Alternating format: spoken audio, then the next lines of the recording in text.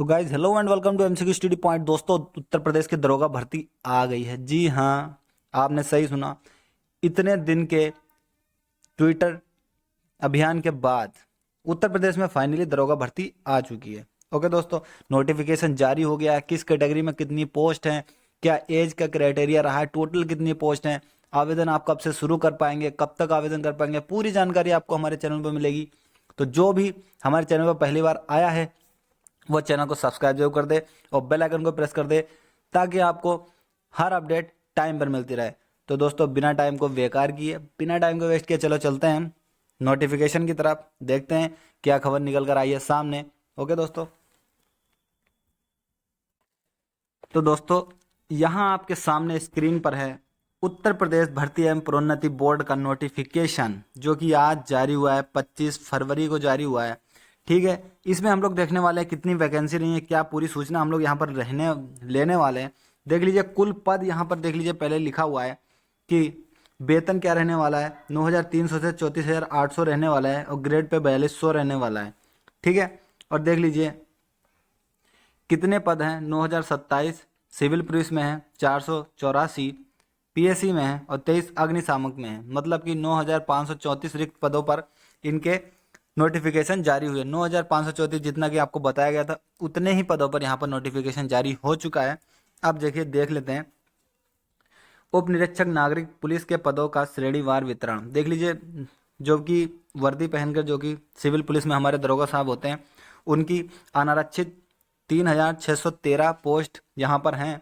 और देख लीजिए ईडब्ल्यूएस की जो कि 10% आरक्षण है, उनकी 902 पोस्ट यहाँ पर हैं। ठीक है, तो लगभग 4,000 पोस्ट जनरल वालों के लिए हैं और अन्य पिछड़ा वर्ग के लिए 2,437 पोस्ट हैं। अनुसूचित जाति के लिए 1,895 पोस्ट हैं और अनुसूचित जनजाति के लिए 180 पोस्ट हैं यहाँ पर। ठीक है, 9,027 पोस्ट ये हो गई हैं। अब अगली देख लेते हैं, अगली क्या निकला है श्रेणी। और देख लीजिए और भी इनका कुछ आरक्षण है, जैसे कि यहाँ पर लिखा हुआ है स्वतंत्रता संग्राम सेनानी, उनको 2% आरक्षण है। भूतपूर्व सैनिक है, उनको 5% आरक्षण है। महिला को 20% आरक्षण है, तो उनकी देख लीजिए महिलाओं की 1,805 वैकेंसी हो गई, भूतपूर्व सैनिकों की 451 हो गई वैकेंसी। ठीक है, स्वतंत्रता संग्राम सेनानी की 180 वैकेंसियाँ हो गई। पदों की संख्या यहाँ पर लिखी हुई है।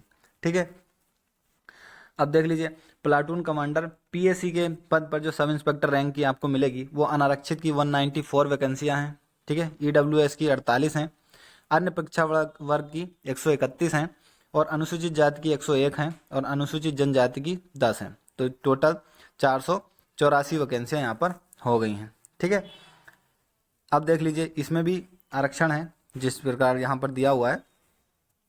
स्वतंत्रता संग्राम सेनानी के आश्रित के लिए 2%, भूतपूर्व सैनिक के लिए 5%। ठीक है, अब अग्निशमन द्वितीय अधिकारी, इसमें भी आपके एसआई की पोस्ट है, अनारक्षित की 10 हैं, ईडब्ल्यूएस की 2 हैं, अन्य परीक्षा वर्ग की 6 हैं, अनुसूचित जाति की 5 हैं और जनजाति की एक भी पोस्ट नहीं है। तो ये 23 पोस्ट टोटल हो गई हैं। अब देख लेते हैं आगे आपके लिए जो भी काम की जानकारी रहने वाली है उसको हम लोग देख लेते हैं। ठीक है, तो आवेदन प्रारंभ होने की तिथि तो देख लीजिए 1 अप्रैल लिखा हुआ है 2021। 1 अप्रैल 2021 से आपके आवेदन शुरू होंगे और ये 30 अप्रैल तक रात्रि 12 बजे तक आप आवेदन कर पाएंगे, इसकी फीस वीस जमा कर पाएंगे। अब देख लीजिए अप्रैल में आवेदन हो रहा है तो लगभग जून वून में आपका एग्ज़ाम होना तय है। तो अभी देख लीजिए कितने दिन बाकी हैं, मार्च अप्रैल मई और जून, 4 महीने का टाइम है अभी भी।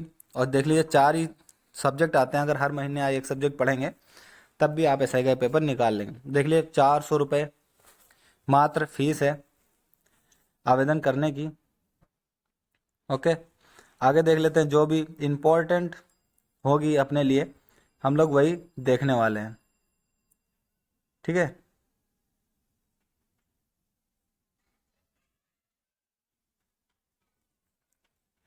आगे देख लेते हैं हम लोग शारीरिक स्वास्थ्य। किसी अभ्यर्थी को सेवा में नियुक्त नहीं किया जाएगा जब तक कि मानसिक और शारीरिक दृष्टि से उसका स्वास्थ्य अच्छा ना हो और वह किसी ऐसे शारीरिक दोष से युक्त हो जिससे उसे अपने कर्तव्यों का दक्षतापूर्वक पालन करने में बाधा पड़ने की संभावना हो। किसी विद्यार्थी को नियुक्ति के लिए अंतिम रूप से अनुमोदित किए जाने से पूर्व उससे यहाँ अपेक्षा की जाएगी कि वह चिकित्सा बोर्ड से परीक्षण में सफल हो जाए। आगे देख लेते हैं क्या इन्फॉर्मेशन है यहाँ पर। देख लीजिए सामान्य हिंदी आएगी, 100 अंकों की यहाँ पर सामान्य हिंदी आने वाली है। ठीक है, देख लीजिए यहाँ पर लिखा हुआ है 100 अंकों की सामान्य हिंदी आएगी।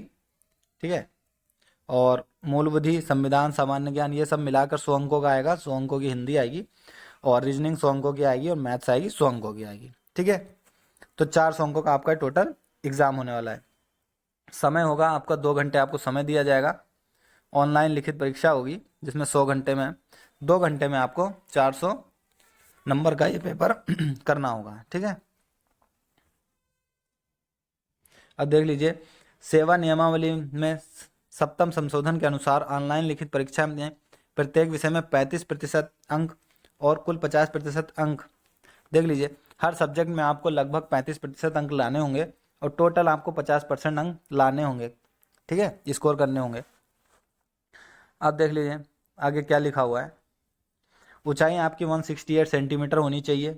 ठीक है, और केवल अनुसूचित जनजाति के अभ्यर्थियों को छूट दी गई है, वो 160 सेंटीमीटर होनी चाहिए। और देख लीजिए आपका सीना 79 सेंटीमीटर होना चाहिए बिना फुलाए, और 84 सेंटीमीटर फुलाने के बाद होना चाहिए। ओके, 5 सेंटीमीटर सीने का फुलवाना अनिवार्य है। ओके गाइस, अब देख लेते हैं महिलाओं के लिए। महिलाओं के लिए ऊंचाई 152 सेंटीमीटर है, और अनुसूचित जाति की महिलाओं के लिए 140 सेंटीमीटर है। तो महिलाओं में जिसका भी हाइट 152 सेंटीमीटर है वो फॉर्म जरूर भर दे, और लगभग कम से कम 40 किलोग्राम वजन जरूर होना चाहिए। जो लड़कियां 40 किलोग्राम से भी हल्की हैं तो वो पुलिस में अप्लाई नहीं कर पाएंगी। ठीक है, शारीरिक दक्षता परीक्षा, जैसे कि आप जानते हैं कि 4.8 किलोमीटर की दौड़ 28 मिनट में पूरी करनी है, और महिला अभ्यर्थी को 2.4 किलोमीटर की दौड़ 16 मिनट में पूरी करनी होगी। ठीक है, अब देखते हैं आगे क्या डिटेल है। जो भी अपने काम की डिटेल होगी हम लोग वो पूरी डिटेल यहाँ पर देखने वाले हैं।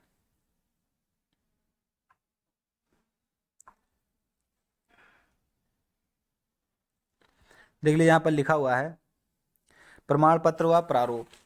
किस तरह के प्रमाण पत्र लगेंगे, किस तरह के प्रमाण पत्र के प्रारूप चलेंगे। ठीक है,